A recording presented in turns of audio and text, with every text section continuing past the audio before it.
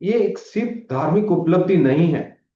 ये दुनिया का सबसे पुराना, सबसे सटीक और सबसे advance memory preservation and error correction operating system है।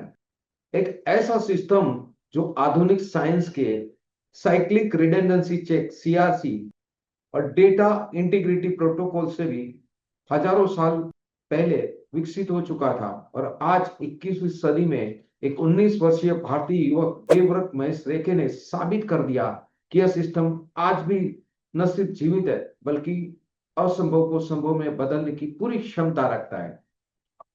जब पूरी दुनिया आज आर्टिफिशियल इंटेलिजेंस क्लाउड स्टोरेज पर निर्भर हो रही है, तब भारत के एक तपस्वी युवा ने मानव मस्तिष्क की वह अद्भुत क्षमता प्रदर्शन की जिसके आगे आज के सुपर कंप्यूटर भी फीके हैं।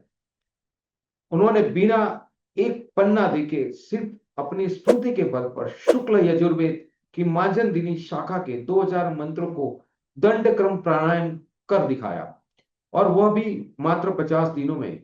लेकिन सबसे बड़ा सवाल यह नहीं कि उन्होंने कैसे कर दिखाया। असली सवाल तो यह है कि क्या हम, आप और मैं इन उपलब्धि के महत्व को समझ पा रहे हैं। इंटरनेट पर एक ही सवाल गूंज रहा है, इससे देश का क्या फायदा। क्या यह सवाल सही है, या फिर यह सवाल हमारी उन मानसिक दरिद्रता का प्रतीक है जो प्राचीन ज्ञान को केवल पूजा पाठ की वस्तु समझते हैं, उसे विज्ञान की दृष्टि से देखने से इनकार करती है। और हमें उन मैकलॉय को भी ढूंढना होगा जिसका उदाहरण प्रधानमंत्री ने किया था, कि जो आज भी भारतीय संस्कृति को खत्म करने पे तुले हुए हैं। साथियों, आज के इस विशेष एपिसोड में मैं आपको केवल एक कहानी नहीं सुनाऊंगा, मैं आपके सामने एक जीवित वैज्ञानिक प्रमाण रखूंगा। मैं साबित करूंगा कि देवव्रत की इस उपलब्धि में छुपा हुआ है भविष्य का न्यूरो साइंस, कोग्निटिव साइंस और आर्टिफिशियल इंटेलिजेंस का वह लुप्त तारा जिसे ढूंढने में आधुनिक विज्ञान आज भी भटक रहा है। मैं आपको उन गुप्त वैदिक कोडिंग और एन्क्रिप्शन की तकनीक की गहराई में ले चलूंगा जिन्हें हमारे ऋषि मुनियों ने हजारों साल पहले विकसित किया था, ताकि वेदों के एक एक अक्षर, एक एक स्वर को शताब्दी तक शुद्ध रखा जा सके। हम प्रकृति पाठ और विकृति पाठ की उन 11 पद्धतियों का अद्भुत गणित समझेंगे जो मानव स्मृति को अचूक बनाने की काम करती है।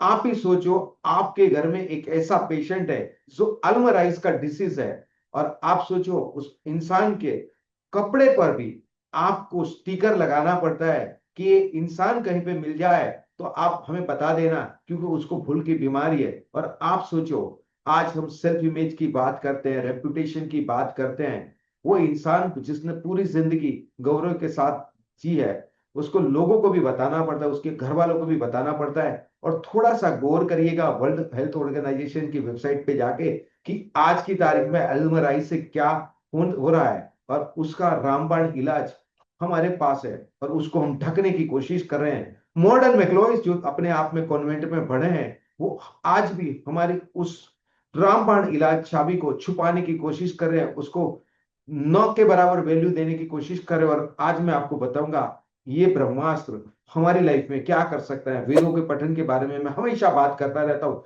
और मैंने कई बार बताया कि 5 साल की उम्र में मेरे पिताश्री ने मुझे जब बोला था कि ये 4 वेद है, 18 पुराण है और 7 रामायण है, बेटा तुम्हारा काम है तुम्हारी नेक्स्ट जनरेशन को गाइड करना। और आज इस इवेंट के बाद मुझे लगता है कि शायद मुझे भी उस रास्ते पे चलने का थोड़ा कॉन्फिडेंस आ रहा है। और अंत में एक डरावना सत्य आपके सामने रखूंगा जिसे जानकर आपकी रूह कांप उठने वाली है। यह सत्य है, हमारी ज्ञान परंपरा विलुप्त होने के खतरे पे खड़ी है। देवव्रत की यह उपलब्धि एक मिरेकल नहीं बल्कि एक अंतिम चेतावनी है। यह एक वेकअप कॉल है उन भारतीयों के लिए जो अभी भी सोचते हैं कि हमारी प्राचीन विद्याएं केवल अंधविश्वास है। अगर आप तैयार है अपनी सोच को पूरी तरह से समझने के लिए, बदलने के लिए, अगर आप तैयार है उस वैदिक कोड को डिकोड करने के लिए जिसने हजारों साल तक मानव सभ्यता के सबसे मूल्यवान ज्ञान को यानी को वेद को सुरक्षित रखा, तो इस वीडियो को अंत तक देखिए, क्योंकि ये वीडियो न सिर्फ आपका नजरिया बदलेगी बल्कि आपको यह भी बताएगी कि कैसे इस बौद्धिक वैदिक तकनीक का उपयोग आप अपनी याददाश्त, एकाग्रता, बौद्धिक क्षमता को 10 गुना बढ़ाने के लिए कर सकते हैं। आप 10x प्रोग्राम मत करिए, इस वीडियो के देखेंगे ना तब भी आपको पता चल जाएगा। ये सिर्फ इतिहास नहीं है, ये भविष्य है, और ये भविष्य अभी भी आपके स्क्रीन पे शुरू होने वाला है। साथियों, इस असंभव को संभव करने वाले रहस्य की गहराई में उतरने से पहले आप सभी का स्वागत है यूनिवर्सल सक्सेस फॉर्मूला एकेडमी के ऐतिहासिक एपिसोड में। मुझे लग रहा है कि मेरे मेंटर सिद्धार्थ राजशेखर और हमारे मेंटर ब्लेयर सिंगर का जो नालंदा मिशन है उसमें मैं आज कुछ कंट्रीब्यूशन कर रहा हूं। मैं हूं धर्मेंद्र सुरठिया, एक cosmic researcher and holistic transformation coach. मेरा पूरा जीवन और शोध प्राचीन विज्ञान और आधुनिक विज्ञान के बीच उन सेतुओं को खोजने में बीता है जिन्हें हमें भुला दिया है या जानबूझकर अनदेखा कर दिया है। मैं उन लिविंग लाइब्रेरियों की खोज में हूं जो ज्ञान किताबों में नहीं बल्कि मानव मस्तिष्क और परंपराओं के रूप में सजीव रूप में सुरक्षित है। और आज का विषय उस खोज की सबसे जीवंत, सबसे चमत्कारिक और सबसे वैज्ञानिक पद्धति का उदाहरण है। देवव्रत महेश रेखे की यह उपलब्धि एक समाचार नहीं है, ये एक जीवंत प्रयोगशाला का रिपोर्ट है। एक ऐसी प्रयोगशाला जहां हजारों साल पुरानी वैदिक मेमोरी टेक्नोलॉजी ने 21वीं सदी के युवा मस्तिष्क में फिर से अपना चमत्कार दिखाया है। यह उपलब्धि एक महत्वपूर्ण सवाल की ओर ले जाती है। क्या हमारे पास ज्ञान का कोई ऐसा भंडार है जिसे हमने धर्म का नाम देकर विज्ञान के दायरे से बाहर कर दिया है? मेरा उद्देश्य आपको उसी विज्ञान से परिचित करवाना है। हम केवल घटना का वर्णन नहीं करेंगे, हम उसकी न्यूरो साइंटिफिक, गणितिक और सांस्कृतिक परतों को ओनियन की तरह एक एक करके खंगोलेंगे। और हम शुरुआत करेंगे इस घटना के ऐतिहासिक और तकनीकी विवरण से। फिर हम गहराई में उतरेंगे और उस वैदिक पाठ पद्धति के समुद्र में जिसके बारे में अधिकतर लोगों ने सिर्फ नाम सुना है लेकिन उसकी वैज्ञानिकता को कभी समझा नहीं है। हम संदर्भ देंगे प्रामाणिक वैदिक ग्रंथों का, जैसे पाणिनीय शिक्षा, व्यास स्मृति, याज्ञवल्क्य स्मृति और नारदीय शिक्षा से। और फिर हम देखेंगे कि कैसे ये पूरी प्रणाली आधुनिक कंप्यूटर साइंस, डेटा स्टोरेज और न्यूरल नेटवर्क के सिद्धांत से मेल खाती है। और अंत में हम उस बड़े सवाल का भी जवाब देंगे कि इससे देश और विज्ञान का क्या फायदा। और मैं आपको फिर से उन लोगों से भी पूछना चाहता हूं जो ट्विटर पे, इंस्टाग्राम पे, सोशल मीडिया पे पूछते हैं कि इसका देश से क्या फायदा। आपने थोड़ी तहकीकात की है क्या? क्या आप में क्वालिफिकेशन है क्या उस प्रणाली को समझने के लिए? इस वीडियो आपको सोचने के लिए मजबूर कर देगा कि उनको बुद्धिजीवी बोलना चाहिए या बुद्धिलठ बोलना चाहिए। ये यात्रा लंबी गहरी है, आपके हठाग्रह को, पूर्वाग्रह को तोड़ने वाली है। क्या आप तैयार है? चलिए शुरू करते हैं। सबसे पहले आइए इस ऐतिहासिक घटना की पूरी गहराई और तकनीक जटिलता के साथ समझते हैं। स्थान और समय है इंडिया। ये घटना हुई वाराणसी, काशी में, जिसे सदियों से भारत की ज्ञान की राजधानी माना जाता है। वह स्थान जहां आदि ज्ञानेश्वर शिव ने ज्ञान का प्रवाह स्वयं शुरू किया था। सटीक समय 2024 का प्रारंभ। और ये कोई आकस्मिक घटना नहीं थी, यह सैकड़ों वर्षों की तपस्या, अनुशासन और एक सुयोजित पद्धति का चरमोत्कर्ष था। युवा साधक था देवव्रत महेश रेखे। देवव्रत महेश रेखे, उम्र सिर्फ 19 साल। एक ऐसी उम्र जब आज का युवा सोशल मीडिया, गेम्स, करियर की दौड़ में व्यस्त है। और ये तो बहुत ही अच्छी बात है, ज्यादातर लोग ड्रग्स के चुंगल में फंसे हुए हैं। उस समय देवव्रत ने अपना समय ऊर्जा एक अति दुर्लभ और अत्यंत कठिन वैदिक विद्या के संरक्षण में लगा दी। उन्होंने शुक्ल यजुर्वेद की मार्जनदिनी शाखा का अध्ययन किया। यह शाखा अपने आप में एक विशिष्ट पाठ परंपरा है। हम जानेंगे शुक्ल यजुर्वेद और मार्जनदिनी शाखा का परिचय। वैदिक ज्ञान 4 वेदों में विभाजित है, ऋग्वेद, यजुर्वेद, सामवेद और अथर्ववेद। यजुर्वेद को मुख्य 2 शाखाओं में बांटा गया है। शुक्ल यजुर्वेद, शुक्ल यानी कि श्वेत, स्पष्ट। कृष्ण यजुर्वेद, कृष्ण काला मिश्रित। शुक्ल यजुर्वेद को वाजसनेयी संहिता भी कहा जाता है, जिसके दृष्टा ऋषि याज्ञवल्क्य माने जाते हैं। अब इन शाखाओं को भी उप विभाजित करते हैं, जिन्हें चरण कहा जाता है। इन चरणों में विशिष्ट 8 पद्धतियां विकसित की है। मार्जनदिनी शाखा यह शुक्ल यजुर्वेद की एक प्रसिद्ध चरण है, जिसकी 8 विशिष्ट पाठ परंपरा रही है। मार्जन शब्द का संबंध मंथन से है, जो इस पाठ की पद्धति की गहनता और जटिलता को दर्शाता है। चुनौती है दंड क्रम प्राणायाम। देवव्रत ने जो उपलब्धि हासिल की वो है देव क्रम पारायण। यह विकृत पाठ की 8 पद्धतियों में से एक है जिसे सबसे कठिन माना जाता है। हम इस विकृत तकनीक को भी आगे समझने वाले हैं। संक्षेप में देव क्रम पाठ में मंत्र के प्रत्येक शब्द या पद को जोड़ने के बाद आपको वापस शुरू से पाठ शुरू करना होता है। यह एक प्रकार की रिकर्सिव पुनरावर्ती एल्गोरिथम है जो मस्तिष्क को जानकारी को गहराई से दर्ज करता है। देवव्रत ने शुक्ल यजुर्वेद के 2000 मंत्रों का यह दंडक्रम पाठ किया। यह केवल रटना नहीं था, इसमें हर एक मंत्र के प्रत्येक अक्षर का सही उच्चारण, स्वर, मात्रा और बल और सही क्रम में बनाए रखना अनिवार्य है। एक भी गलती पूरे पाठ को अशुद्ध बना देती, और ये उन्होंने किया 50 दिन की समय सीमा में। सबसे आश्चर्यजनक पहलू यह है कि उन्होंने ये काम मात्र 50 दिनों में पूरा किया। यह सीमा अपने आप में एक अभूतपूर्व रिकॉर्ड है। इसका ऐतिहासिक संदर्भ भी है। 200 साल पहले ये हुआ था, ये चमत्कार। ये परंपरा पहले से जीवित थी और आखिरी बार ऐसा चमत्कार लगभग 200 वर्ष पूर्व हुआ था। महाराष्ट्र के वेद मूर्ति नारायण शास्त्री देव ने शुक्ल यजुर्वेद के दंडक्रम पाठ को 100 दिनों में पूरा किया था। उसके बाद से यह परंपरा लगभग लुप्त हो गई थी।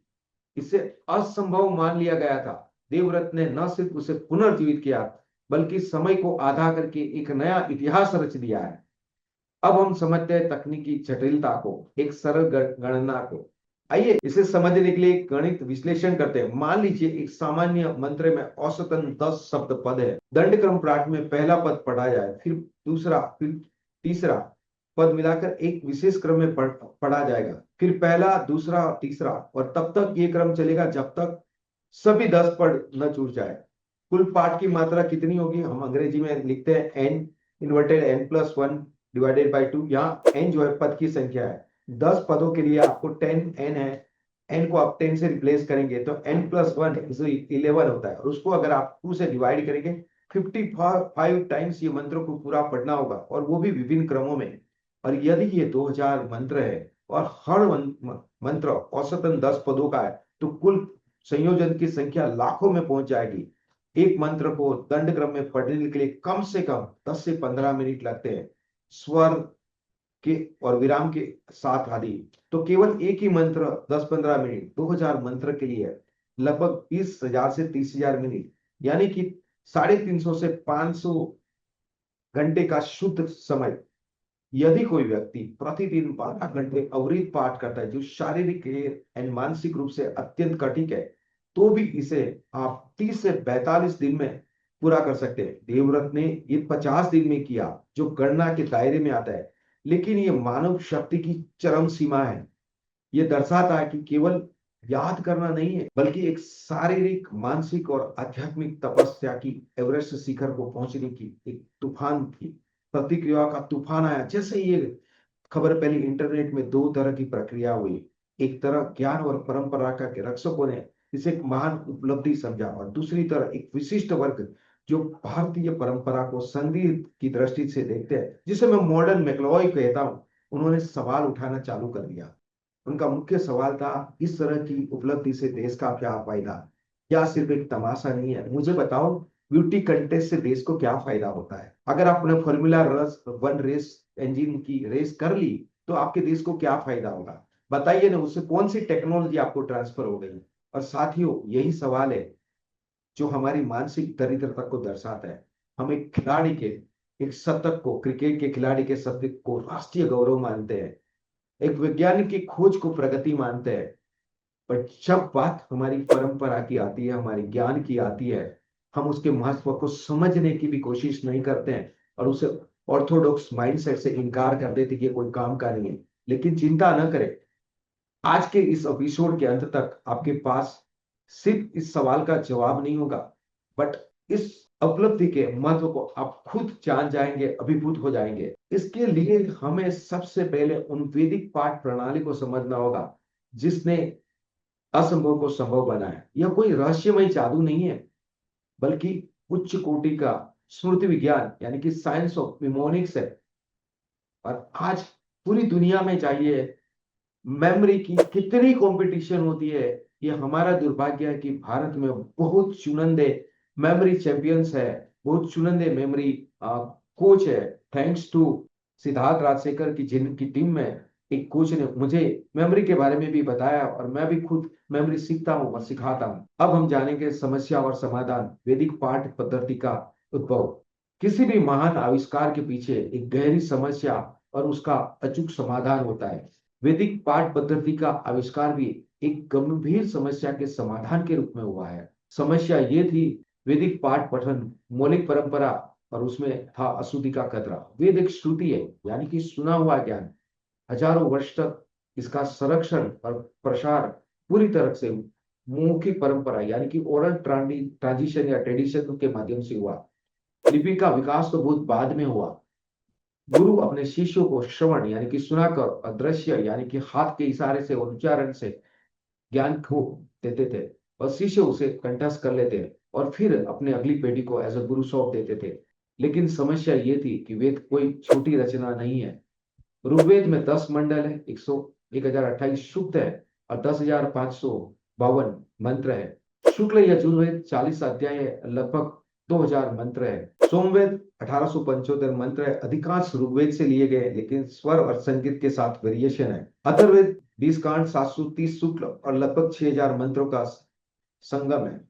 और ये केवल संहिता मंत्र पाठ है। इसके अलावा ब्राह्मण का यज्ञ विधि का विवरण, आरण्य दार्शनिक विवेचन एंड उपनिषद यानी कि ज्ञान खंड मिलाकर वैदिक साहित्य का एक विशाल सागर है। इतने विशाल साहित्य को केवल मौखिक रूप से पीढ़ी दर पीढ़ी शुद्ध रूप से आगे बढ़ाना एक दैवीय चुनौती था। और समय के साथ मानव स्मृति में दोष आ सकते थे। अक्षर का लोप हो सकता था, एक अक्षर का छूट जाना, एक अक्षर का आगमन, कोई एक नया अक्षर जुड़ जाना, कम का विप्रवयी अक्षर या पदों का क्रम बदल जाना, स्वर की त्रुटि, उच्चारण में आकार इकार उकार या सुर उदात अनुदात अस्वरित की गलती। वेदों के लिए ये त्रुटियां घातक हो सकती थी, क्योंकि वैदिक दृष्टि से वेदों की मंत्रों की शक्ति उनके शब्द यानी कि शब्द स्वरूप ध्वनि तरंगों से निहित है। एक भी अक्षर या स्वर की त्रुटि से मंत्र की शक्ति क्षीण हो सकती है, उसका उल्टा प्रभाव भी हो सकता है। ऋग्वेद 1.64/39 में यह कहा गया है, यत वाचान अभ्युदितिन हो येन वाक्यभ्युधूयते तदेव ब्रह्मं त्वं विद्धि। जो वाणी से अभिव्यक्त नहीं होता, जिससे वाणी अभिव्यक्त होती है, उसे ही ब्रह्म मत जाना। ये वाणी की शुद्धता के महत्व को दर्शाता है। इसका एक प्रारंभिक समाधान हो सकता है कि लिपिबद्ध करना। ये सीमा समाधान लग सकता है कि वेदों को लिख लिया जाए, लेकिन प्राचीन ऋषियों ने जानबूझकर वेदों को लिखित स्वरूप में संरक्षित नहीं किया। इसके पीछे कई कारण थे। लिपि का परिवर्तन, लिपियां समय के साथ बदलती रहती है। जो लिपि आज है वो 500 या 1000 साल के बाद अप्रचलित हो सकती है।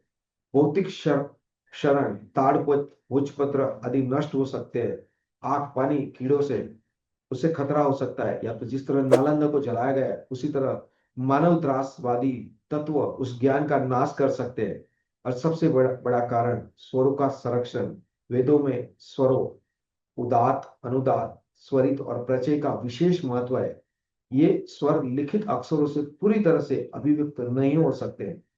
इन्हें सीखने के लिए एक सजीव गुरु की आवश्यकता होती है, जो सही उच्चारण को प्रदर्शित कर सके। पाणिनीय शिक्षा श्लोक 52 में कहा गया है, स्वरतो अर्थम विभंवती स्वरतो अर्थम नश्यति। स्वर से ही अर्थ प्रकट होता है, स्वर से ही अर्थ नष्ट हो जाता है। और जितने भी कम्युनिकेशन के मास्टर है, वो एक ही स्वर को अलग अलग तरीके से बता के समझाते भी है कि कम्युनिकेशन में आपके उच्चार का क्या महत्व होता है। और इसीलिए ऋषियों ने एक अद्भुत समाधान शोधा, एक ऐसी पाठ पद्धति विकसित की जो मानव स्मृति को इतना सशक्त और अचूक बना दे कि वो हजारों साल तक वेदों को अक्षर शुद्ध रूप में सुरक्षित रख सके।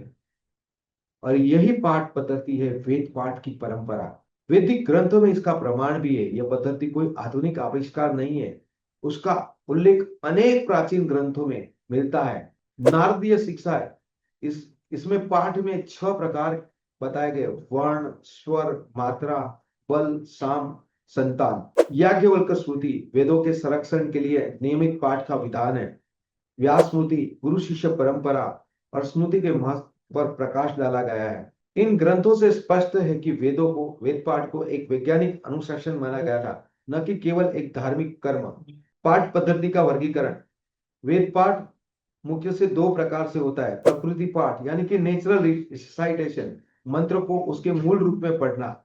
विकृति पाठ मॉडिफाइड रिसाइटेशन, मंत्र को विशेष गणितीय क्रम में बदलकर पढ़ना ताकि स्मृति में दृढ़ता आ जाए। इन दोनों का विस्तृत विवरण हम आगे करेंगे, लेकिन उससे पहले यह समझना जरूरी है कि ये पूरी प्रणाली केवल याद करने के लिए नहीं है, बल्कि त्रुटि निवारण यानी कि एरर डिटेक्शन और करेक्शन के लिए डिजाइन की गई थी। जब आप एक ही जानकारी को अलग अलग क्रम में उल्टा सीधा जोड़े में समूह में दोहराते हैं तो किसी भी त्रुटि होने की संभावना शून्य के निकट पहुंच जाती है। यह वही सिद्धांत है जो आज के कंप्यूटर नेटवर्क में डेटा ट्रांसमिशन के लिए इस्तेमाल होता है, जिसे चेकसम या साइक्लिक रिडंडेंसी चेक सीआरसी के नाम से मॉडर्न कंप्यूटर इंजीनियर जानते हैं। साथियों, हमारे ऋषियों हजारों साल पहले मानव मस्तिष्क के लिए सीआरसी एल्गोरिदम विकसित कर चुके थे और आज हम इसे केवल एक धार्मिक रिवाज कहकर नजरअंदाज कर देते हैं। चलिए अब हम इस अद्भुत प्रणाली के दो भागों को अत्यंत विस्तार से समझते हैं। प्रकृति पाठ का विज्ञान, प्रकृति पाठ का विस्तृत विज्ञान। प्रकृति पाठ का अर्थ है मंत्र को उसके प्राकृतिक मूल रूप में पढ़ना। यह 3 स्वरों में होता है जो क्रमशः सूक्ष्म से सूक्ष्मतर विशेषता की ओर लेके जाता है। यह किसी वैज्ञानिक शोध की भांति है। पहले समग्र रूप को देखो यानी कि संहिता, फिर अवयव को अलग अलग देखो पद, और फिर उनके आपकी संबंधों को समझो क्रम। संहिता पाठ यानी कि कनेक्टेड रिसाइटेशन, ये सबसे बुनियादी और मूल पाठ है। संहिता का अर्थ है जोड़ी हुई या मिली हुई। इसमें मंत्र को ठीक उसी रूप में पढ़ा जाता है जिस रूप में वह लिखित है या प्रचलित है, जिसमें सभी संधियां और दो शब्द मिलने पर होने वाला परिवर्तन बना रहता है। इसे हम उदाहरण से समझने की कोशिश करते हैं। मान लीजिए एक मंत्र है ओम अग्नि मिले पुरोहितम। ऋग्वेद का ये 1.1.1 का प्रथम पाद है। संहिता पाठ में इसे ठीक इसी रूप में पढ़ा जाएगा। ओम अम गम निम मिम लिम पुरोहितम। ध्यान दे, ओम और अग्निम के बीच में संधि है। अग्निम का अंतिम म और इली का प्रथम ई मिलकर मेले बना गया है। स्मृति पाठ में यह संधि बनी रहती है। इसके वैज्ञानिक महत्व को समझते हैं। ध्वनि तरंगों का अखंड प्रवाह। संहिता पाठ मंत्र ध्वनि की ऊर्जा को एक विशेष निबार्ध रूप में बनाए रखता है। आधुनिक भौतिकी कहती है कि ध्वनि तरंगों का एक विशिष्ट पैटर्न वातावरण पर सूक्ष्म प्रभाव डाल सकता है। श्रवण स्मृति, ऑडिटरी मेमोरी का बल। ये पद्धति मुख्यतः श्रवण के माध्यम से सीखी जाती है। लगातार श्रवण से मस्तिष्क में ध्वनि की पैटर्न्स बनती है और वो अंकित हो जाती है। पद पाठ, वर्ड बाय वर्ड रिसाइटेशन। अब हम विश्लेषण के दूसरे स्तर पर आते हैं। पद पाठ में हम संहिता के उस जुड़े हुए रूप को तोड़ते हैं और प्रत्येक शब्द या पद को उसके मूल रूप में अलग अलग पढ़ते हैं। उदाहरण के तौर पर ओम अग्निम इले पुरोहिते। ध्यान दे, यहाँ अग्नि मिले नहीं बल्कि अग्नि और इले अलग अलग है। संधि को विच्छेद कर दिया गया है और इसकी प्रक्रिया यह है कि पहले प्रत्येक पद को अलग अलग स्पष्ट रूप से उच्चारित किया जाता है और फिर इन्हें एक निश्चित लय में थोड़े विराम के साथ पढ़ा जाता है। इसका वैज्ञानिक शैक्षणिक महत्व यह है कि अर्थबोध में सहायता करता है। जब शब्द अलग अलग होते हैं तो प्रत्येक शब्द का अर्थ समझना आसान होता है। अग्नि को इले में स्तुति करता हूं, इससे वेद के अर्थ का गहन अध्ययन संभव होता है। और मैं यहाँ पे ग्रेटिट्यूड करना चाहता हूँ मेरे आध्यात्मिक गुरु करुणा मया जी, जो कांचीपुरम में है, जिन्होंने मुझे 10 महाविद्या के ज्ञान को सिखाने के लिए काफी मेहनत की है और शायद मेरी नेक्स्ट जनरेशन भी उस नॉलेज को आगे कंटिन्यू करेगी, बट उसके ग्रेटिट्यूड को नहीं चुका पाए। स्मृति में यह स्ट्रक्चर बनाता है। ये मस्तिष्क की जानकारी को चक्स यानी कि टुकड़ों में संगठित करना सिखाता है। मनोविज्ञान की चक्किंग थियरी कहती है कि मानव मस्तिष्क 7:2 इकाइयों को एक ही साथ याद रख सकता है। 7×2 याद करिए, 7×7×7×7। पद पाठ वेद के विशाल पाठ को इन छोटे याद रखने के योग्य पद इकाइयों में तोड़ देता है। इससे व्याकरण की शुद्धता की चाहत होती है। प्रत्येक पद का विभक्त वचन लिंग आदि स्पष्ट हो जाता है, जिससे व्याकरणिक त्रुटियां स्वतः दूर हो जाती है। प्राचीन ग्रंथों में उसके पूरे प्रमाण है। निरुक्त यानी कि यास्क ऋषि और पाणिनि के अष्टाध्यायी में पद पाठ के महत्व पर प्रकाश डाला गया है। पाणिनीय व्याकरण की संपूर्ण प्रणाली ही पद विचार पर आधारित है। पद पाठ व्याकरण के नियमों को प्रयोग में लाने का सबसे बड़ा माध्यम था।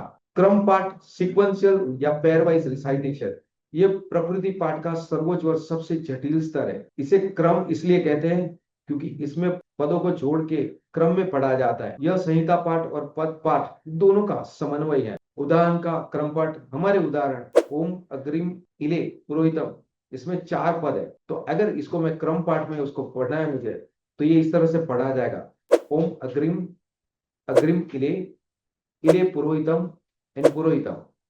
अग्रिम पद अकेले या फिर प्रथम पद फिर जोड़ा जाता है। ये परंपरा अनुसार पढ़ा जाता है। इसमें प्रथम पद को दूसरे के साथ जोड़ा जाता है, फिर दूसरे को तीसरे के साथ, और इसी तरह हमें पूरे पाठ को आगे बढ़ना होता है। और प्रत्येक जोड़े को एक विशिष्ट लय और स्वर के साथ पढ़ा जाता है। वैज्ञानिक एवं श्रुति विज्ञान का चमत्कार, बाई डायरेक्शनल एसोसिएशन, द्विदिशात्मक संबंध, यह तकनीक मस्तिष्क में 2 शब्दों के बीच गहरा संबंध बनाती है। अग्रिम का संबंध न सिर्फ ओम से बनता है बल्कि इले से भी बनता है।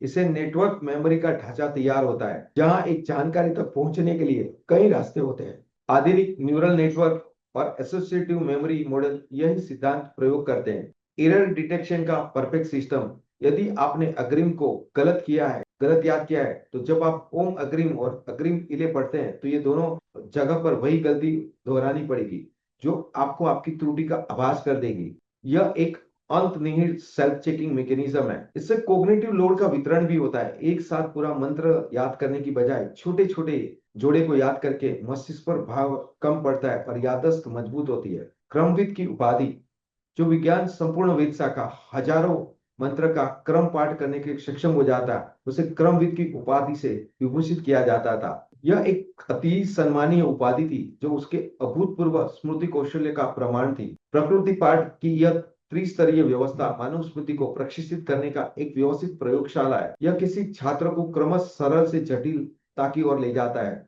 और उसकी बौद्धिक मांसपेशियों को व्यवस्थित रूप से मजबूत करता है, जिसे हम लोग मसल मेमोरी के नाम से आज की तारीख में जानते हैं। और यह सिद्ध करता है कि वैदिक प्रणाली केवल रटने के लिए नहीं, बल्कि गहन बोध, विश्लेषण और अचूक पुनरावर्तन की प्रणाली थी। लेकिन साथियों, प्रकृति पाठ तो केवल शुरुआत थी। असली जादू तो विज्ञान की विकृति पाठ में छुपा हुआ है।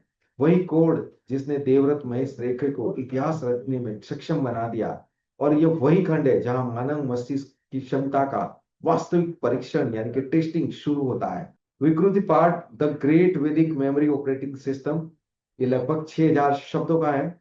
यदि प्रकृति पाठ एक मजबूत इमारत की नींव है, तो विकृति पाठ उसका ऐसा अभेद भूकंप विरोधी बहुआयामी ढांचा है जो हजारों वर्ष तक खड़ा रह सकता है। विकृति का अर्थ है विकार यानी कि परिवर्तन, लेकिन यहाँ इसका अर्थ है मूल क्रम में एक विशिष्ट गणित आधारित परिवर्तन कर पाठ लाना। इसका स्पष्ट उद्देश्य था मंत्रों को इतने सारे कोणों से, इतने सारे पैटर्न में दोहराया जाए कि वे स्मृति में अमिट रूप से अंकित हो जाए और किसी भी प्रकार की त्रुटि की संभावना शून्य हो जाए।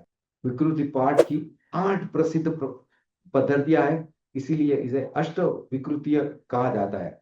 और ये पाठ है जटा पाठ, माला पाठ, शिखा पाठ, रेखा पाठ, ध्वज पाठ, दंड पाठ, यही पाठ है जो देवव्रत जी ने किया है, रथ पाठ एंड धन पाठ।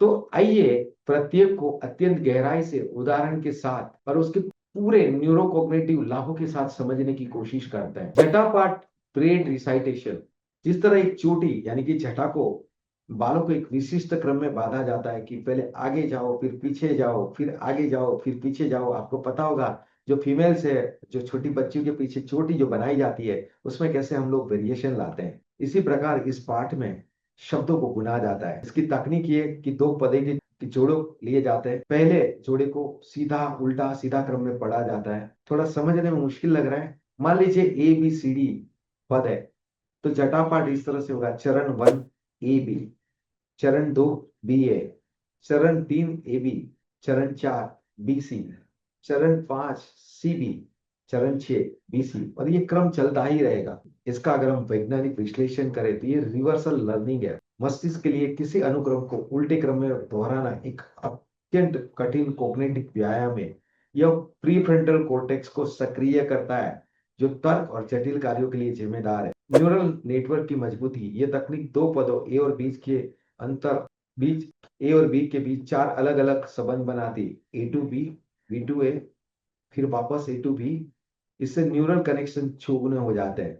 अवधान अटेंशन का विकास, इस पद्धति में लगातार ध्यान बनाए रखना पड़ता है, अन्यथा क्रम भटक जाता है और ध्यान केंद्रित करने की क्षमता को एक अभूतपूर्व ऊंचाई पे लाके रख देता है। माला पाठ, गार्लैंड रिसाइटेशन, माला में फूलों को एक एक करके धागों में पिरोया जाता है और प्रत्येक फूल के बाद एक सूक्ष्म अंतराल होता है। इसी प्रकार इस पाठ में पदों को पिरोया जाता है। प्रत्येक जोड़ों या समूह को एक के बाद एक विशिष्ट विराम दिया जाता है। माला प्रकार भी दो बार तरह के होते हैं, पुष्प माला एंड क्रम माला। ये जटा पाठ का एक परिष्कृत रूप है जहां विराम के नियम स्पष्ट है। मनोविज्ञान के तौर से हम देखें तो ये स्पेस रिपीटेशन है।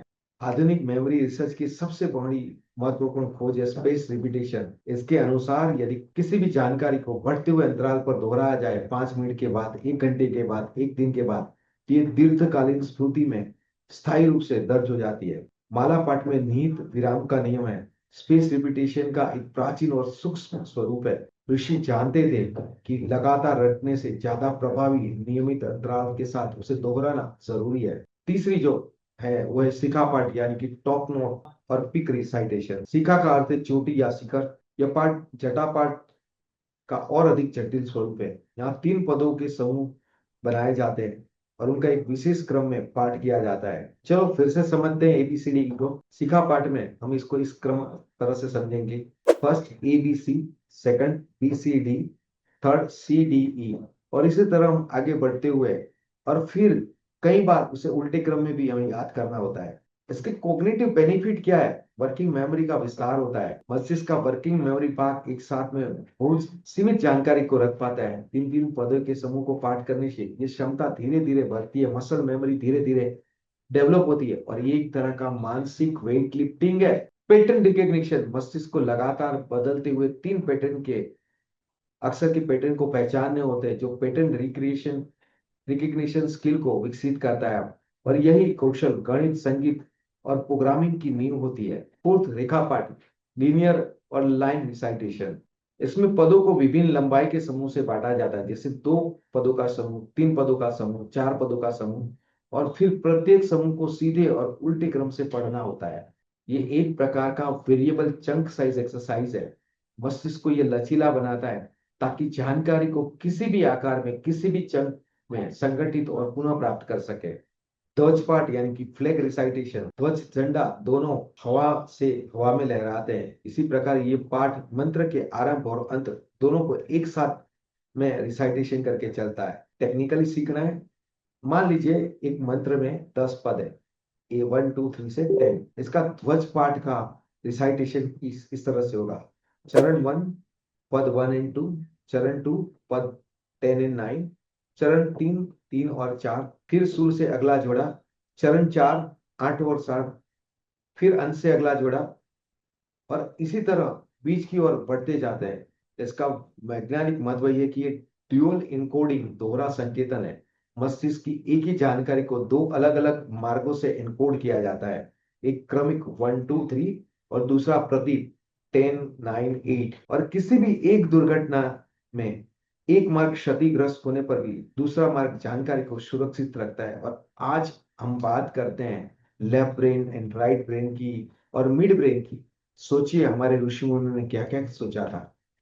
नॉन लिनियर थिंकिंग, यह एक रैखिक सोच से बाहर निकालना सिखाता है, जो रचनात्मकता और समस्या समाधान के लिए बहुत ही महत्वपूर्ण है। 6 दंडपाठ, स्टाफ ऑफ रोड रिसाइटेशन, यह वह विद्या है जिसने इतिहास रखा।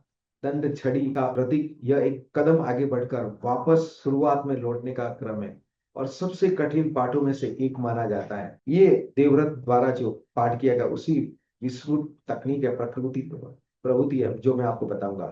पद, मान लीजिए आप फिर से याद करने की कोशिश करेंगे और हमें एबीसीडी को याद रखना है, तो दंड का क्रम इस तरह से होगा, A, second step A B, third is A, fourth is A B C, fifth is A and B, then A, then A B C D, फिर A B C, then A B, then A, और फिर A B C D E. और ये क्रम तब तक चलेगा जब तक सभी पद न जुड़ जाए। ये गणितीय सूत्र है, यह एक रिकर्सिव फंक्शन है। प्रत्येक नए पद को जुड़ने पर आपको पहले n-1 पदों को पूरा दंडक्रम फिर से दोहराना होता है, फिर n पदों वाला नया संयोजन पढ़ना होता है, और कुल पाठ की मात्रा घातीय रूप से एक्सपोनेंशियली बढ़ जाती है। मेमोरी साइंस में एक डीप नेस्टेड स्ट्रक्चर बनाता है, और जानकारी मस्तिष्क सतही परतों पे नहीं बल्कि गहरी स्तरीयकृत परतों में दर्ज हो जाती है। इसे भूल पाना लगभग असंभव हो जाता है, क्योंकि एक जानकारी तक पहुंचने के लिए कई परतों को, कई लेयर को आपको पार करना पड़ता है, और हर परत एक दूसरी परत को सुदृढ़ करती है। देवव्रत की चुनौती का आयाम यही है। उन्होंने 2000 मंत्रों के लिए ये प्रक्रिया की, प्रत्येक मंत्र के दंड पाठों में सैकड़ों पुनरावृत्तियां की।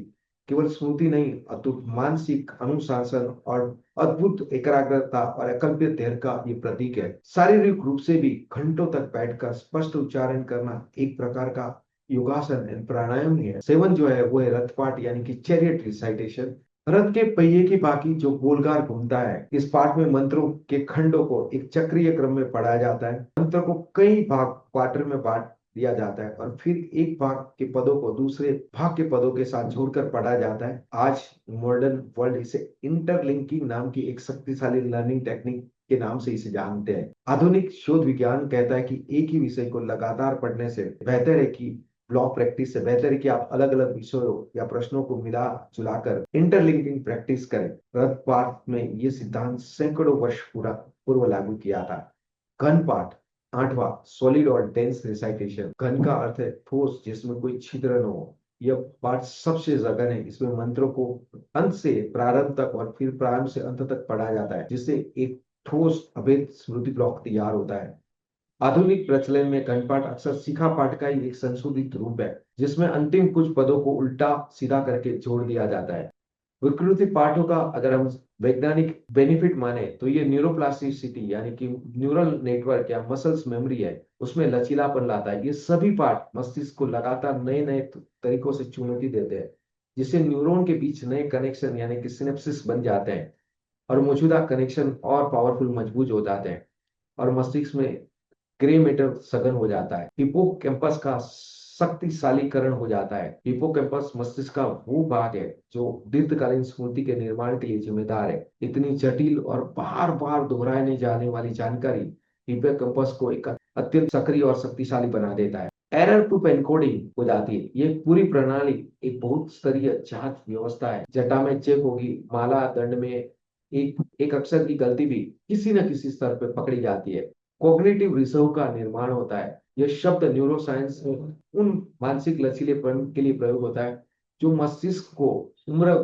बढ़ने की या बीमारी के प्रभाव को सहने की क्षमता देता है। विकृति पाठ का नियमित अभ्यास एक विशाल कॉग्निटिव रिजर्व बनाता है, जो अल्मराइज जैसे रोगों के खिलाफ सुरक्षा कवच का काम करता है। साथियों, आप समझ रहे हो, आप समझ पा रहे हो कि देवव्रत महेश रेखे ने जो किया, उसे केवल याद करना नहीं था। उन्होंने अपने मस्तिष्क को वैदिक सुपर कंप्यूटर में बदलने का एक सुयोजित वैज्ञानिक प्रयोग किया। उन्होंने हजारों साल पुराने मेमोरी ऑप्टिमाइजेशन एल्गोरिदम को चलाकर दिखाया, लेकिन सवाल अभी भी वही बना हुआ है। तो क्या इस विज्ञान से क्या फायदा होगा, देश से क्या फायदा होगा? ये सवाल पूछने से पहले आप मुझे ये बताइए कि जो ब्यूटी कॉन्टेस्ट होता है उसका क्या फायदा होता है, फॉर्मूला 1 रेस का क्या फायदा होता है? आज भी जी इलेक्ट्रिकल हमें मशीन नहीं देती है, इंजन नहीं देते हैं, और हम लगे हुए एएमसीए के लिए किसी और देश के ऊपर डिपेंडेंट। और हमारे देश के अंदर वो साइंस था। मैं आपको कुछ सालों के बाद ड्रोन विज्ञान के उस साइंस तक भी लेके जाऊंगा, जहां पे हमारे वेदों के अंदर 52 टाइप्स के ड्रोन की पूरी डिटेल थी। आज हम तुर्की के ड्रोन से डरते हैं, बट हमारे उस साइंस को हमने भुला दिया है, जिसको हमें जागरूक करने की जिम्मेवारी थी। और इस सवाल का जवाब देने के लिए हमें इस उपलब्धि को आधुनिक विज्ञान और राष्ट्र निर्माण के संदर्भ में देखना होगा, और यही हमारी असली, अगली और अंतिम चर्चा का विषय है। लेकिन अभी एक सवाल अभी भी बना हुआ है, तो क्या विज्ञान को क्या मिला, देश का क्या फायदा होगा? इस सवाल का जवाब देने के लिए हमें इस उपलब्धि को आधुनिक विज्ञान और राष्ट्र निर्माण के संदर्भ में देखना होगा। यही हमारी अगली और अंतिम चर्चा का विषय है। विज्ञान को क्या लाभ मिलेगा, एक जीवित प्रयोगशाला से खुलने वाली संभावना। अब हम उस मूल प्रश्न पे आते हैं जो हर उस व्यक्ति के मन में है जो अपने आप को वैज्ञानिक सोच वाला मानता है। इस सब का विज्ञान से क्या लेना देना? क्या ये सिर्फ एक कौतूहल की वस्तु नहीं है? साथियों, तीव्रत महेश देखिए और उनके जैसे हजारों वेद पाठी अवधानी स्मृतिकर मानव मस्तिष्क की क्षमताओं के जीवित प्रयोग है। वे प्राचीन विज्ञान द्वारा निर्मित प्राकृतिक प्रयोगशाला है।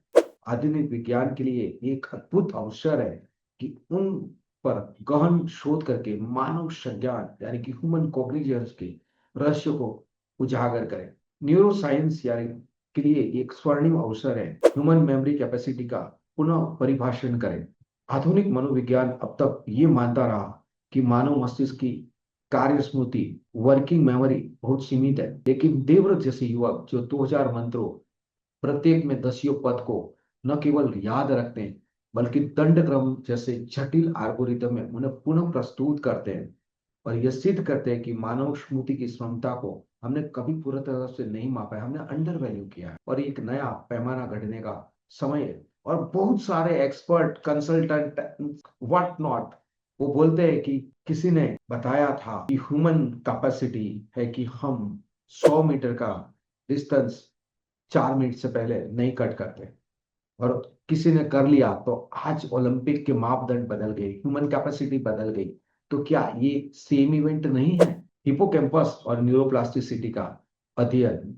मस्तिष्क का हिपोकैम्पस जो स्मृति निर्माण का केंद्र है ऐसे व्यक्तियों में अविश्वसनीय रूप से विकसित होता होगा। FMRI and diffusion testing image DTI जैसी तकनीकों से इन विद्वानों के मस्तिष्क का अध्ययन करके हम ये समझ सकते हैं कि न्यूरॉन के बीच नए सिनेप्सिस कैसे बनते हैं, कौन से न्यूरोट्रांसमीटर डोपामाइन, सेरोटोनिन, एसिटाइलकोलिन की भूमिका ऐसी गहन स्मृतियों में क्यों अहम है। क्या हिपोकैम्पस का आकार सामान्य व्यक्ति से बड़ा होता है या उसकी कार्य प्रणाली अधिक कुशल है? इस सोच से अल्जाइमर, डिमेंशिया जैसी स्मृति लोग की बीमारियों के नए उपचार विकसित हो सकते हैं। अगर हम जान पाए कि वेद पाठ कैसे मस्तिष्क को सुरक्षित बनाता है तो उसी सिद्धांत पर आधारित कॉग्निटिव ट्रेनिंग मॉड्यूल बनाए जा सकते हैं। कॉग्निटिव साइंस एंड शिक्षा में क्रांति ला सकते हैं। अटेंशन स्पेन और फोकस का विज्ञान और ग्रो कर सकता है। आज की पीढ़ी की सबसे बड़ी संकट है ध्यान की कमी, अटेंशन डिफिट। वेद पाठ विशेषकर विकृत पाठ सुपर फूड फॉर अटेंशन है।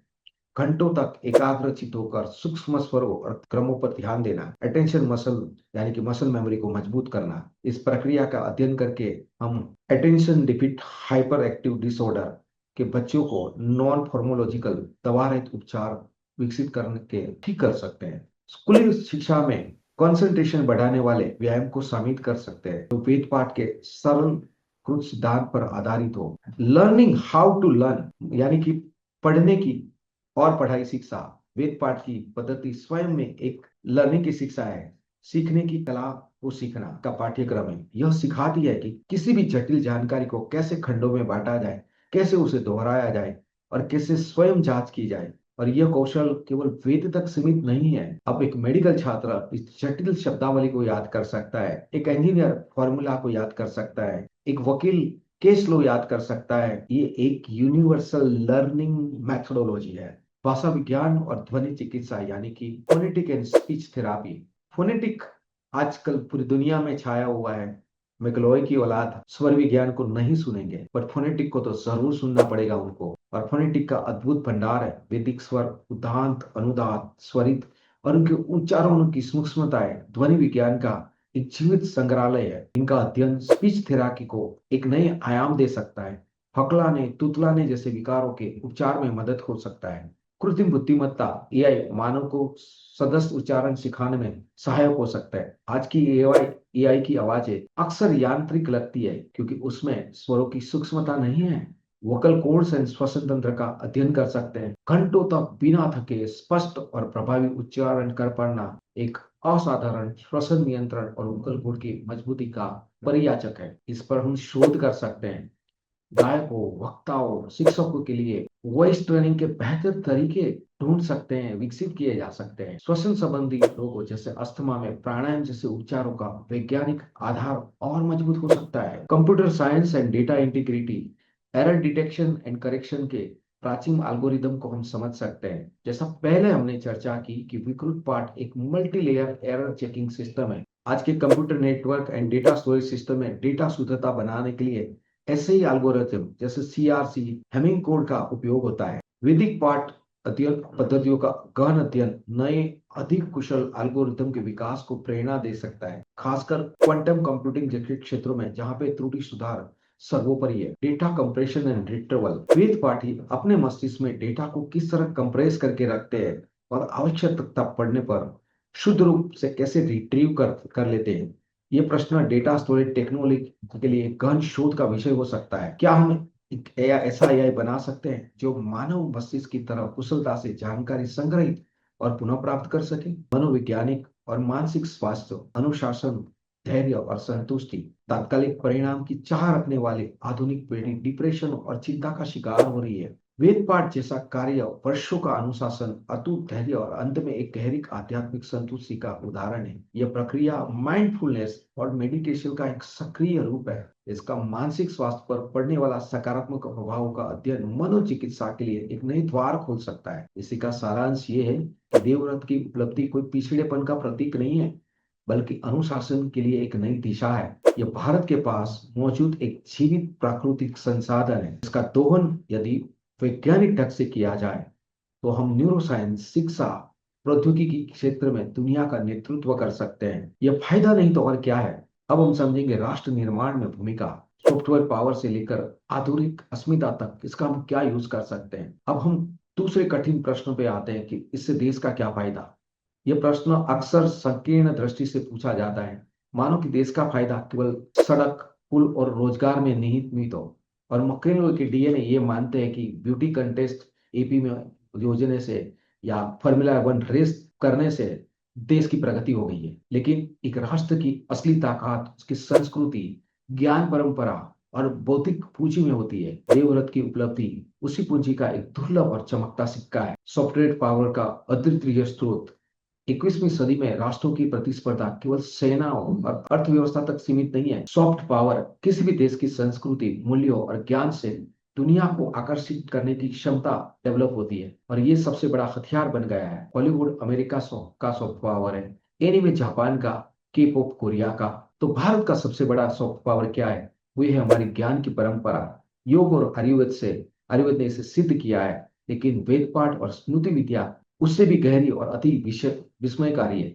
जब दुनिया देखती है कि 19 वर्ग के भारतीय युवक वो कर सकता है जो आधुनिक युग में भी असंभव माना जाता है, तो भारत के प्रति सम्मान से, रिस्पेक्ट से सर ऊंचा हो जाता है। यह राष्ट्रीय प्रतिष्ठा, नेशनल प्रेस्टीज का प्रश्न है। यह दुनिया को बताता है कि भारत के पास सिर्फ गुरु और योग नहीं, बल्कि मानव क्षमता को परिशुद्ध करने की उन्नत विधियां है। राष्ट्रीय पहचान और आत्मविश्वास का हम पुनर्निर्माण कर सकते हैं। सैकड़ों वर्षों के औपनिवेशिक शासक ने हमें ये विश्वास दिला दिया था कि हमारा प्राचीन ज्ञान अंधश्रद्धा और पिछड़ेपन का पर्याय है। इसी हीन भावना यानी कि इंफीरियोरिटी कॉम्प्लेक्स जो है, वो मैकेलॉय के डीएनए जिनके अंदर है, उनके अंदर कूट कूट के भरी हुई है, और वो हमारी रचनात्मक ऊर्जा को कुंद कर रही है, खत्म कर रही है। देवव्रत जैसी उपलब्धियां इसी भावना के विरुद्ध एक जीवंत टेस्टिमोनियल है, प्रतिक्रिया है। जब हमारे युवा ऐसे कार्य करते हैं देवव्रत जैसे, तब पूरी त्रुटि का आत्मविश्वास बढ़ जाता है। हमें ये एहसास होता है कि हम किस महान विरासत के उत्तराधिकारी है।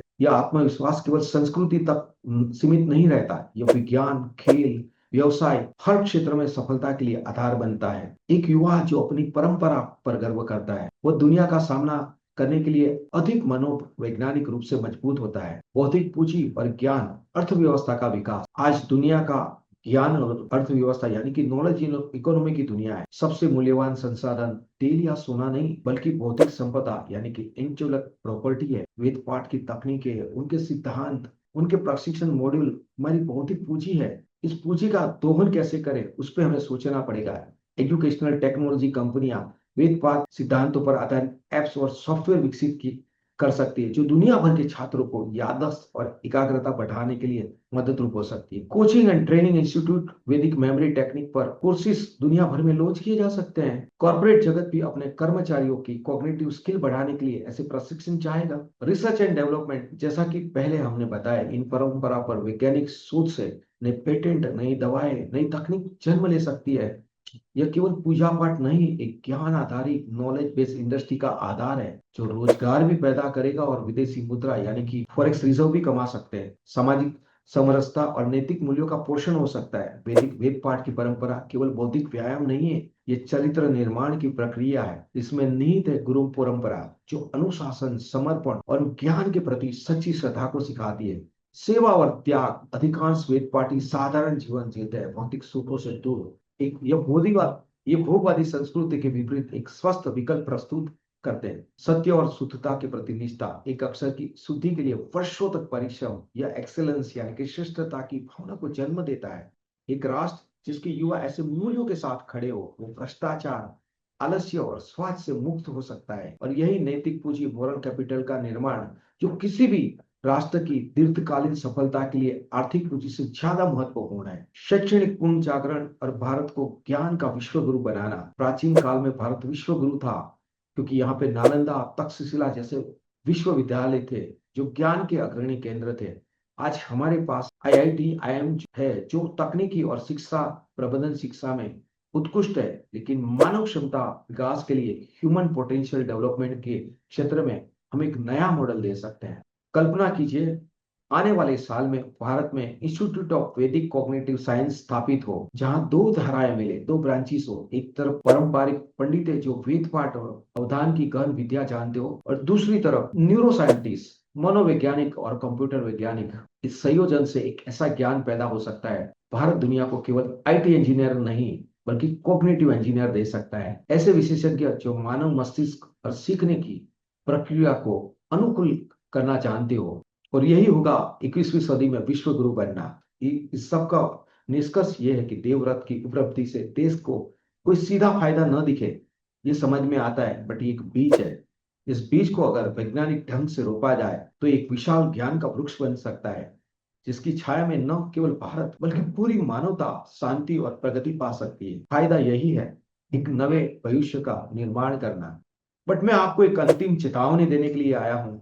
विलुप्त हुई परंपराओं का संकटन। साथियों, ये वह खंड है जहां हमें कठोर वास्तविकता का सामना करना पड़ेगा। देवव्रत महेश रेखी की उपलब्धि एक चमकदार अपवाद है, एक दुर्लभ दीपस्तंभ जो अंधेरे में चमक रहा था और शायद 200 साल के बाद पहली बार एक बार फिर से प्रज्वलित हुआ है। लेकिन इस दीप स्तंभ के चारों ओर समुद्र का गहरा अंधकार है। यह अंधकार है हमारी ज्ञान परंपरा का तेजी से विलुप्त होना। अब मैं बताता हूँ संख्याओं की कहानी, एक भयावह तस्वीर। वैदिक काल में वेदों की 1130 शाखा यानी कि रेशंस मानी जाती है। प्रत्येक शाखा की अपनी संहिता, ब्राह्मण, आरण्य और उपनिषद होती थी। ये ज्ञान का एक विशाल विस्फोट था। बट अब क्या बचा है? जानना चाहते हो? रियलिटी फेस करना चाहते हो? गट्स है आप में? ऋग्वेद की 5 ज्ञात शाखाएं थी, आज मात्र एक शाखा, साकल शेष। यजुर्वेद की 2 शाखा होती थी, मध्यांदिनी और कार्णव, दोनों ही जीवित है, लेकिन उसके पाठकों की संख्या नगण्य है। आप उंगली के टेरवे पे गिन सकते हैं। कृष्ण यजुर्वेद 86 शाखाएं थी, आज सिर्फ 4 शाखाएं प्रचलन में है। सामवेद 1000 से ज्यादा शाखाएं थी, आज मात्र 2-3 शाखाएं बची है, और इनके जानकार भी गिने चुने हैं। अथर्ववेद 9 शाखा थी, आज 2 ही शाखाएं उपलब्ध है। सारांश यह है कि 1130 में से लगभग 10 से 12 शाखाएं सक्रिय रूप से पढ़ी जाती है, यानी कि 99% से भी अधिक वैदिक साहित्य सदा के लिए लुप्त हो चुका है। जो बचा है वो भी गंभीर संकट में है। अवधान विद्या विलोप की कगार पे है। एक बौद्धिक नरसंहार चल रहा है, जिसपे हम सब अपनी आंखें मूंद रहे हैं। जो वेद पाठ से भी अधिक दुर्लभ है अवधान की विद्या। अवधान वह प्राचीन कला है जिसमें एक व्यक्ति एक साथ कई प्रश्नों को सुनकर सभी का एक साथ उत्तर दे सकता है। हमने सुना हुआ है कि टीपू सुल्तान एक साथ कई लोगों को सुनता था, सबकी स्टोरी थी, बट कोई नहीं बताता कि इसका बीज कहाँ पे है। एक मल्टीटास्किंग, फोकस और फोटोग्राफिक मेमोरी का चरमोत्कर्ष होता है। आज पूरे भारत में 100 से भी कम अवधानी शेष है, इसमें से अधिकांश वृद्ध है। और यह विद्या इतनी तेजी से लुप्त हो रही है कि अगले 20 सालों में अगर हमने ध्यान नहीं दिया तो ये विद्या पूरी तरफ से विलुप्त हो सकती है। यह किसी जीवित लाइब्रेरी के जलने के समान होगा। दिल जलता है दोस्त जब अवधान वैज्ञानिकों की ऐसी दशा देख के। क्यों? क्योंकि आज एक अवधान की डेड बॉडी एक और पिलर को तोड़ रही है। कारण क्या है? हम क्यों हार रहे हैं? ये विलुप्त दुर्घटना नहीं है, एक सुयोजित उपेक्षा और सांस्कृतिक आत्मघात का परिणाम है। औपनिवेशिक मानसिकता का प्रभाव। अंग्रेजों ने भारतीय ज्ञान को निचले दर्जे को सिद्ध करने के लिए एक पूरी शिक्षा प्रणाली लागू की और इसका प्रभाव आज तक पड़ा लिखा है और हम स्वयं ही अपने ज्ञान को अवैज्ञानिक मानने लगे हैं। और मॉडर्न मिकेलॉय जिनके डीएनए में पता नहीं कहां से मिकेलॉय का डीएनए है, वो आज भी इस चीज को न्यूट्रल चीज तरीके से देखने के लिए तैयार नहीं है। उनको लगता है कि नहीं, गवर्नमेंट का या किसी पॉलिटिकल पार्टी का फायदा हो जाएगा, भले ही इंडिया बर्बाद हो जाए, हिंदुस्तान बर्बाद हो जाए, बट इसको तो नीचे ही गिरा है।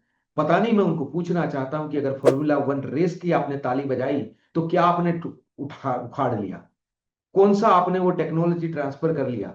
आर्थिक व्यवस्था, वेद पाठ या अवधान सीखने के लिए आज युवा को कोई उत्साह नहीं है क्योंकि उसके बाद में नौकरी नहीं मिलती। समाज ने इन विद्याओं के लिए कोई आर्थिक मूल्य निर्धारण नहीं किया है। एक प्रतिभाशाली युवा या आईआईटी या मेडिकल की ओर भागेगा, न कि एक गुरुकुल की ओर। सामाजिक प्रतिष्ठा का अभाव है। एक सफल इंजीनियर या सफल डॉक्टरों को जो सम्मान मिलता है, वही सम्मान एक वेद पाठ या अवधानी को नहीं मिल रहा है। समाज उन्हें सिर्फ पंडित जी कहकर एक सीमित दायरे में बंद कर देता है। और सबसे ज्यादा हमारे देश के अंदर सरकारी नीतियों में उपेक्षा। शिक्षा बजट का बहुत छोटा सा हिस्सा ऐसी परंपराओं के संरक्षण के लिए दिया जाता है। कोई ठोस दीर्घकालीन राष्ट्रीय मिशन नहीं है। देवव्रत का प्रयास एक अंतिम प्रयास हो सकता है या तो एक नई शुरुआत हो सकती है। देवव्रत महेश रेखी की उपलब्धि को इस संदर्भ में हमें देखना चाहिए।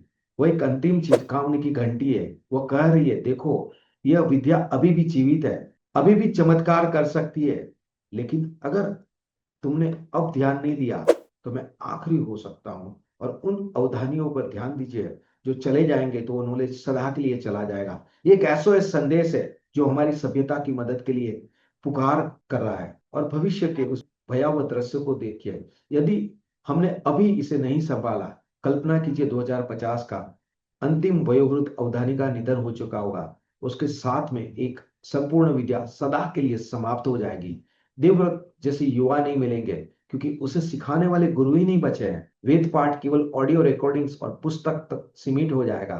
एक मृत ज्ञान बनकर उसे जीवित रूप में करने वाला कोई नहीं होगा। भारत अपनी सबसे बड़ी बौद्धिक संपदा, इंटेलेक्ट, नॉलेज को खो चुका होगा और दुनिया कहेगी भारत के पास प्राचीन विज्ञान तो था, बट उसके पास उसको बचाने का दिमाग नहीं था। यह कोई अतिशयोक्ति नहीं है, एक वास्तविक खतरा है जो हमारे सिर पर मंडरा रहा है। अगले खंड में और अंतिम खंड में हम देखेंगे कि इस संकट से उबरने के लिए क्या किया जा सकता है, एक रोड मैप क्या हो सकता है।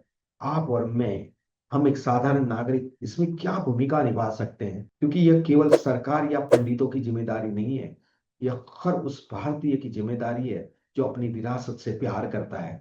हम एक नव जागरण का आह्वान कर सकते हैं। साथियों, इस लंबी, गहरी और गंभीर यात्रा के अंत में हम एक मोड़ पर खड़े हैं।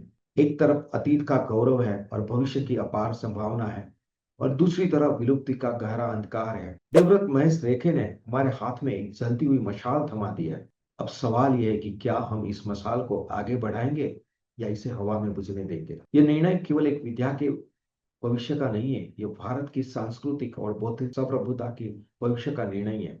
आइए हम एक रोडमैप तैयार करें, एक ऐसा मार्गदर्शन जो व्यक्ति, समाज, राष्ट्र सभी स्तरों पर कार्य कर सके। एक राष्ट्रीय ज्ञान पुनर्जागरण मिशन करने की आवश्यकता है। क्या करना होगा? संरक्षण, प्रिजर्वेशन, आपातकालीन बचाव अभियान, लिविंग ट्रेजर प्रोग्राम। उन अंतिम वेद पाठियों, अवधानियों की पहचान करें जो 70 साल से ऊपर अधिक उम्र के हैं, उसे राष्ट्रीय संपदा घोषित करें।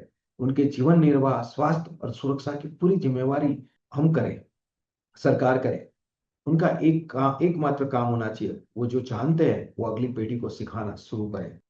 डिजिटल आर्काइविंग, ऑडियो वीडियो के माध्यम से उनकी विद्या का अति उच्च गुणवत्ता वाला डिजिटल रिकॉर्ड तैयार किया जाए। यह बैकअप होगा। हम चाहेंगे कि ये शिक्षा सिर्फ हार्ड ड्राइव में रहकर सीमित न बन जाए। प्रसारण यानी कि प्रोपोगेशन हमें करना होगा इस विद्या को जीवित रखने के लिए। गुरुकुल और आधुनिक शिक्षा शिक्षा का समन्वय मॉडल बनाना होगा। नए गुरुकुल स्थापित किए जाए जो वेद पाठ और आधुनिक विज्ञान की दैत्य शिक्षा दें। एक और छात्र संस्कृत और वेद पाठ सीखे और दूसरी ओर न्यूरो साइंस, कंप्यूटर साइंस और एक अन्य आधुनिक विषय सीखे। इससे आर्थिक मार्ग भी खुलेगा। राष्ट्रीय फेलोशिप एंड करियर पथ वेद पाठ, अवधान आदि में उच्च प्राप्ति करने वाले युवा के लिए एक वजीफे और गारंटेड करियर का प्रबंधन होना चाहिए। जिस तरह आज हम एक ओलंपिक या इंटरनेशनल स्पोर्ट्स में कोई अवार्ड लाता है तो उनको मदद करते हैं। सिर्फ सिर्फ क्रिकेट के खिलाड़ियों को करोड़ों रुपए के इनाम नहीं होने चाहिए, और लोगों को भी होने चाहिए। इन्हें शोधकर्ता, शिक्षक, प्रशिक्षक और सांस्कृतिक राजदूत के रूप में रोजगार मिलना चाहिए। विद्यालय में प्रारंभिक प्रयोग कर सकते हैं। स्कूलिंग पाठ्यक्रम में मेमोरी एंड माइंड नामक विषय का शामिल करना बहुत जरूरी है, जिसमें वैदिक पाठ पद्धतियों से सरल सिद्धांतों को खेल खेल में सिखाना जाए चाहिए। जैसे बच्चियों की एकाग्रता बढ़ेगी, उनका इस ज्ञान से परिचय होगा। रिसर्च में इसको इन्वॉल्व करना पड़ेगा, विज्ञान और परंपरा का मिलन करना पड़ेगा। सेंटर ऑफ एक्सीलेंस, प्रमुख विश्वविद्यालय जैसे IISc, ITI और एम्स में सेंटर फॉर वैदिक कॉग्निटिव साइंस को स्थापित किया जाए, जहाँ पे वेद पाठियों और वैज्ञानिक का साझा संशोधन हो। अंतरराष्ट्रीय सहयोग भी ले सकते हैं। इस शोध को वैश्विक स्तर पर प्रस्तुत किया जाए और भारत इस क्षेत्र में वैश्विक नेतृत्व की पहल कर सकता है। इसका प्रचार करना होगा, गौरव और गर्व की भावना को जगाना होगा। मीडिया और पॉप कल्चर में हमें प्रस्तुतिकरण को चेंज करना होगा। वेद पाठ और अवदान की कहानियों को वृत्त चित्रों, वेब सीरीज, यहाँ तक कि एनिमेशन फिल्मों के माध्यम से प्रस्तुत किया जाए। इससे बोरिंग या ओल्ड फैशन नहीं, बल्कि अद्भुत और चुनौतीपूर्ण रूप में दिखाना चाहिए। राष्ट्रीय प्रतियोगिता होनी चाहिए। राष्ट्रीय स्मृति ओलंपियाड या उद्यान प्रतियोगिता का आयोजन किया जाना चाहिए, जिसमें विजेता खिलाड़ियों को वैज्ञानिकों जैसा ही सम्मान मिलना चाहिए। आप और मैं क्या कर सकते हैं? हम क्या कर सकते हैं फ्रेंड? हम ही इस यूनिवर्स का एक पार्ट है। किसी भी मूवमेंट की, किसी भी रिवॉल्यूशन की शुरुआत एक छोटे लेवल से होती है। सरकार और संस्थानें तो बाद में काम करेगी। परिवर्तन हमेशा नीचे से ऊपर की ओर होता है। हर दर्शक के रूप में आपकी भूमिका अत्यंत महत्वपूर्ण है। आप जागरूक खुद बने और जागरूक करें। इस वीडियो को उन सब लोगों को शेयर करें जो इस माइंडसेट के साथ है कि यस, मेरा भारत हमेशा नंबर वन था, नंबर वन रहेगा और नंबर वन रहना चाहिए। इस चर्चा को आगे बढ़ाए, लोगों को बताए कि ये केवल पंडितों का काम नहीं है, बल्कि ये हम सबकी विरासत है। आर्थिक सहयोग भी करें, यदि संभव हो तो उन संस्थाओं या गुरुकुलों को दान दे जो वास्तव में इन विद्या को सिखा रहे हैं। और यस, हमारे गुरुकुल को गवर्नमेंट बॉडी से अलग भी करें। बिकॉज आज मैं देख रहा हूं कि हमारे हिंदू धर्म के मंदिरों को सिर्फ पॉलिटिकल पार्टी अपने कंट्रोल में रखना चाहती है, और कोई रिलीजन के सब सेंटर्स को कंट्रोल करना नहीं चाहती। उनको तो बल्कि बकायदा पैसे देती है। बट हिंदू जो गुरु ग्रंथ है, हिंदू जो धर्म स्थान है, उनके जो पैसे आते हैं उनको लगता है कि सब पे बांटने चाहिए। इसका विरोध भी करना पड़ेगा हमें। एक छोटी सी राशि किसी भी युवा छात्र के लिए फीस बन सकती है। मांग करे, अपने सांसद से, विधायक से, शिक्षा अधिकारियों से इस विषय पर बात करें। पूछे कि इस दिशा में इनकी योजना क्या है। एक जागरूक नागरिक का दबाव सबसे बड़ी शक्ति हो सकती है। अपने बच्चों को परिचित करवाए, उन्हें संस्कृत के सरल श्लोक सिखाए, उन्हें यह भी बताया कि तुम्हारे देश में ऐसे युवा है जो कंप्यूटर गेम्स नहीं, ड्रग्स के आदी नहीं, बल्कि मानव मस्तिष्क की अद्भुत खेल में खेल रहे हैं। गर्व करे जब भी देवव्रत जैसे युवाओं की उपलब्धि की चर्चा हो, उनका स्वागत करे, उन पर गर्व करे।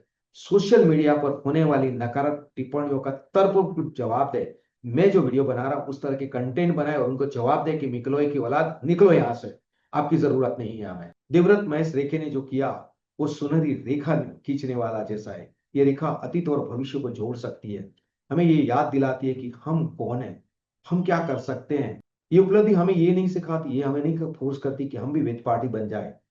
ये हमें ये सिखाती है कि मानव क्षमता की कैपेसिटी क्या है, मानव क्षमता की कैपेबिलिटी क्या है। हमें किसी पॉलिटिकल पार्टी से सपोर्ट नहीं चाहिए। कोई पॉलिटिकल गुरु जो है वो हमें आगे नहीं बढ़ाएगा। अगर हम खुद पे विश्वास करेंगे, हमारी खुद की कैपेबिलिटी पे विश्वास करेंगे, हम आगे बढ़ पाएंगे। और ये हमें सिखाती है कि कैसे अनुशासन, धैर्य और गुरु के प्रति श्रद्धा से क्या कुछ नहीं मिल सकता। क्या नहीं पा सकते। ये हमें सिखाते कि हमारी प्राचीन विद्याएं रहस्यमय जादू नहीं बल्कि एक परिष्कृत विज्ञान थी। और साथियों, आज हम एक नए ज्ञान युग में के दहलीज पर खड़े हैं। भारत इस युग का नेतृत्व कर सकता है, लेकिन इसके लिए हमें अतीत के ज्ञान को सिर्फ संग्रहालय की वस्तु के लिए नहीं, भविष्य की एक प्रयोगशाला बनाना होगा। देवव्रत ने तो असंभव को संभव कर दिखाया, अब हमारी बारी है। आइए प्रण ले, हम इस मशाल को बुझने नहीं देंगे। अब हम इसे ऊंचा और ऊंचा और प्रज्वलित करेंगे, ताकि आने वाली पीढ़ियां भी इसकी रोशनी को यूज कर सके, अपना मार्ग ढूंढ सके। जय हिंद, वेद माता की जय। और सभी ज्ञान के साधकों, रक्षकों और समाहकों को मेरा कोटि कोटि प्रणाम। मुझे आशा है कि आपके लिए समृद्ध यात्रा का अंत हम यहाँ करते हैं। आज हमने सिर्फ एक खबर नहीं देखी, हमने एक सभ्यता की स्मृति की यात्रा की। हमने उसकी चुनौतियां देखी, उसकी शक्ति को समझा और उसके भविष्य के पर चिंता भी की। यदि इस वीडियो ने आपको सोचने पर मजबूर किया है, आपके मन में एक कौतूहल, एक गर्व या एक चिंता जगाई है, तो मेरा उद्देश्य सफल हुआ है। अब मेरी एक मेरी विनंती है, हार्ट से मैं एक विनंती करना चाहता हूं, इस ज्ञान को फैलाए। इस वीडियो को उन सभी लोगों के साथ शेयर करें जो भारत के भविष्य और अतीत के बारे में सोचते हैं। विशेषकर उन युवाओं को साथ साझा करें जो हमें पूछते हैं कि हमारी संस्कृति में ऐसा क्या है। मेरे चैनल को सब्सक्राइब करें और बेल आइकन को दबाएं, क्योंकि यह एक कोई अकेली कहानी नहीं है, ये एक सीरीज की शुरुआत है। यूनिवर्सल सक्सेस फॉर्मूला एकेडमी पर हम ऐसे ही गहन, शोधपूर्ण और आंख खोलने देने वाले प्राचीन विषयों पर बात कर रहे हैं। और हमारी अगली वीडियो में हम बात करने वाले अवधान विद्या के बारे में, उस अद्भुत कला के बारे में जहां एक व्यक्ति एक साथ 100 लोगों के प्रश्न सुनकर सबका उत्तर दे सकता है। आप नहीं चाहेंगे कि इस तरह के ज्ञानवर्धक वीडियो छूट जाए। कमेंट करें, नीचे बताएं कि इस विषय का कौन सा पहलू आपको सबसे ज्यादा हैरान कर गया। क्या ये वेद पात का गणित था या विलुप्त पूरी परंपरा का संकट? आपके विचार मेरे लिए बहुमूल्य है। आप मुझे कोई सजेशन देना चाहते हो तो ऐसे सनातनी उस सजेशन को भी मैं स्वीकारने के लिए तैयार हूँ। और फिर एक बार मैं हूँ धर्मेंद्र सोरठिया, आपका मार्गदर्शक इस ज्ञान यात्रा में। हम फिर से मिलेंगे एक गहन विषय के साथ, नई वीडियो के साथ। तब तक जय श्री राम। भारत माता की इस सनातन ज्ञान परंपरा का जय हो।